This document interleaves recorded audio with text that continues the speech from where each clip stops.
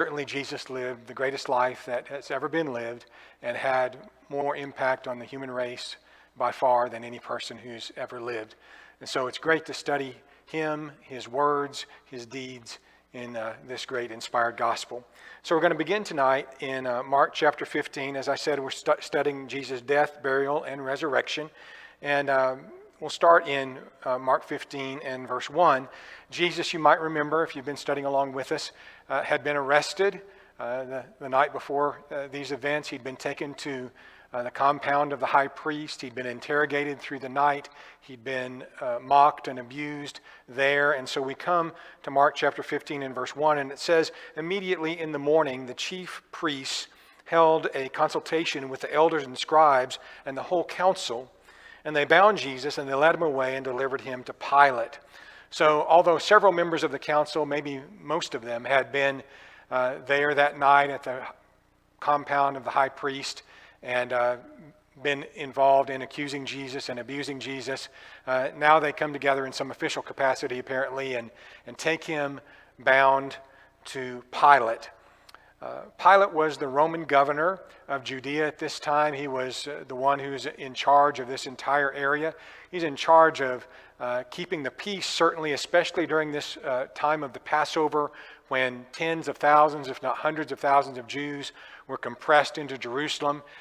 He's responsible for making sure that Rome's will was done by the Jews, but also that peace was kept as much as could be. And so he has an important job. He's an important individual in this day and time. He's somebody that is known to history outside of the Bible. In fact, there's an inscription with his name on it that was discovered in Caesarea.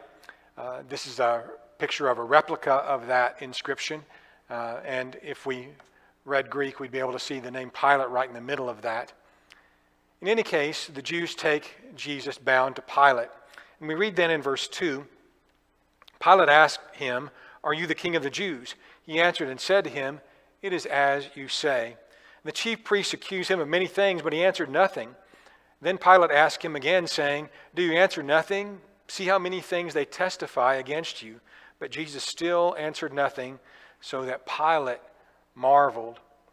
Jesus is not really trying to defend himself. I think Pilate would have liked him to, but he doesn't do that. He does agree that he is indeed the king.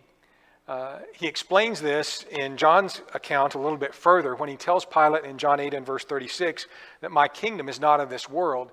So Pilate would have understood that yes, Jesus was a king in some religious or spiritual sense, but that he wasn't claiming to be a king in rival to Caesar.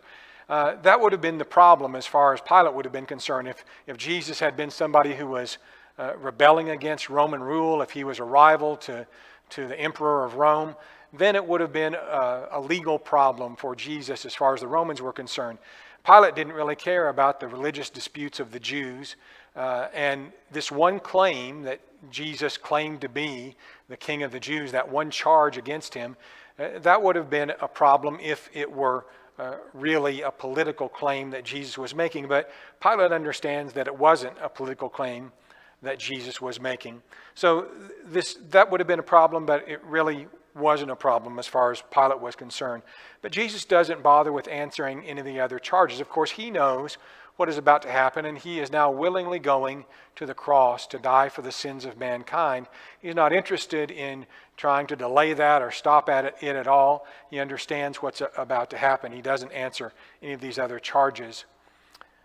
In chapter 15 and verse 6, at the feast, Pilate was accustomed to releasing one prisoner to the Jews, whoever they requested.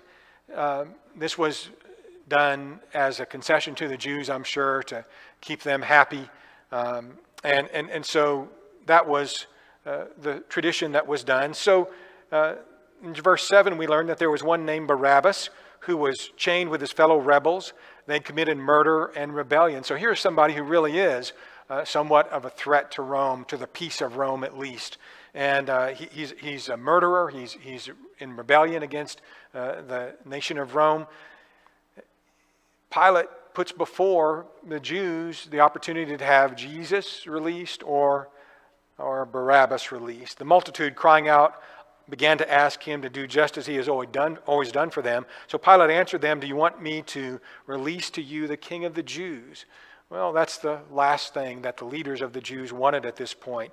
Pilate knew that the chief priest had handed him over because of envy. Pilate was shrewd, and he understood that they really didn't have a legal charge that would stick against Jesus, and the main reason that they are delivering Jesus to him is because they're envious of the popularity of Jesus, of the following that Jesus had. Jesus is really a threat more to the leadership of the Jewish religious leaders, certainly, than he was to the leadership of Rome.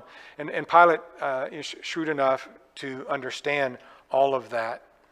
So, in order to gratify the crowd, Pilate goes ahead and releases Barabbas and delivers Jesus to be crucified. We read in the following verses, starting in verse 11, "The chief priest stirred up the crowd so that he should rather release Barabbas to them. Pilate answered and said to them again, 'What then do you want me to do with him who you call the King of the Jews?' They cried out again, 'Crucify him.'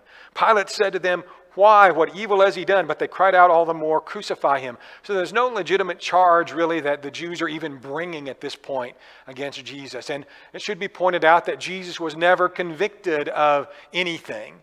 The Jews didn't really bring a charge that would stick. Pilate didn't convict Jesus of anything.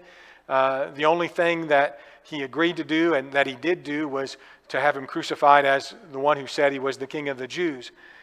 In any case, the text goes on to tell us, Pilate, wanting to gratify the crowd, released Barabbas to them. He delivered Jesus after he had scourged him to be crucified. So when he delivers Jesus to be crucified, Jesus has already been abused and mocked through the night by the soldiers who belong to the chief priests, the temple guard, if you will. And now he's beaten by Pilate, and who then delivers him to the Roman soldiers who are going to beat, abuse, and mock him for some time before his crucifixion.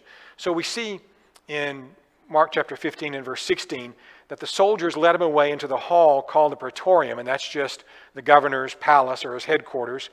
And they called together the whole garrison. So all of these troops are stationed there in Jerusalem in a fortress just adjacent to the temple. It's called the Antonia Fortress, and it's again just connected to the temple grounds there, and they're responsible for keeping the peace in the area. There's a large number of Roman soldiers there, quite a number at this time, and the whole garrison is called around to have sport, if you will, with Jesus. So they clothed him in purple, which is the color of royalty. They twisted a crown of thorns. They put it on his head.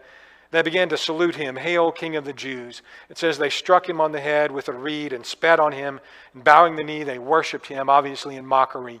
So here, these Roman soldiers are cruel men of the world, having sport with one who is to be crucified. They often, according to history, made rather a game of crucifying the unfortunate who were typically slaves and foreigners who were crucified. Jesus is having to endure all of this. That was common as far as the mistreatment that one who is condemned to be crucified would receive, but seemed especially cruel on this occasion as they mock him and make fun of him as well. It says in verse 20 again that they put his clothes back on him and they lead him away to be crucified.